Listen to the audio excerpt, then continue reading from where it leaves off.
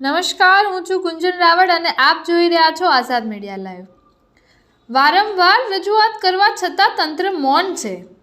તંત્રના પણ ખિસ્સા ભરવામાં આવ્યા છે કે શું?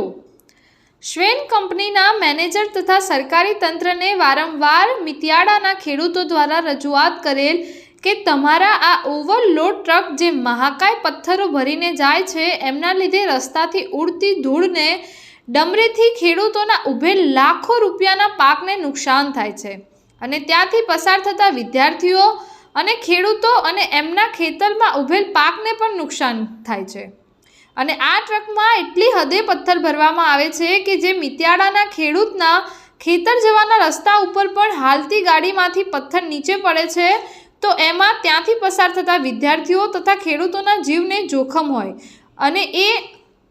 અને આ બાબતે ત્યાંના ખેડૂતો દ્વારા અનેકવાર ટ્રકોને રોકીને રસ્તો પણ બંધ કરેલ, પણ આ બધા ટ્રકોના માલિક રાજકારણોના વર્ગ ધરાવતો હોવાથી પોલીસ બોલાવી ખેડૂતને ધમકાવીને ફરીથી રસ્તો ખુલ્લો કરી દેવામાં આવે છે।